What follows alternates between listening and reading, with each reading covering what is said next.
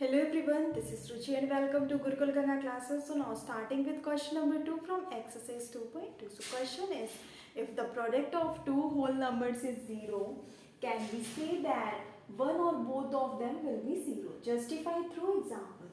Question को सबसे पहले समझना होगा, क्वेश्चन के मीनिंग को. क्वेश्चन में कह रहा है कि अगर दो होल नंबर्स हैं उनका प्रोडक्ट करते हैं तो आपका आंसर 0 आता है. तो क्या हम ये कह सकते हैं कि उनमें से कोई एक नंबर आपका 0 होगा या फिर दोनों नंबर 0 होंगे?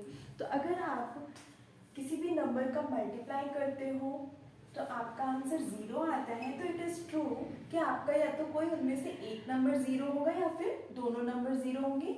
लेकिन आपको जस्टिफाई करना है एग्जाम्पल्स के थ्रू.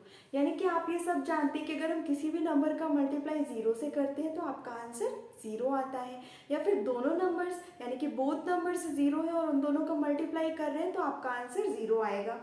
तो इसको हम एग्जाम्पल्स के थ्रू जस्टिफाई करेंगे. जैसे कि हमने कोई नंबर लिया 2 और इसका मल्टीप्लाई किया 0 से, तो दैट मीन्स 0.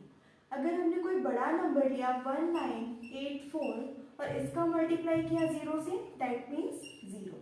यानी कि any number multiplied by 0, so answer will be 0.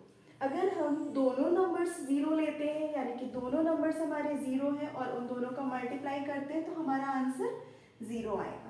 यानी कि इस क्वेश्चन के दोनों स्टेटमेंट फॉलो कर रहा है कि वन नंबर 0 है और उसका किसी नंबर से मल्टीप्लाई करेंगे तो आपका आंसर 0 आएगा, और अगर दोनों नंबर्स 0 है उन दोनों का मल्टीप्लाई करेंगे तो आंसर 0 आएगा. So this was question number 2. Now let's come to the next question.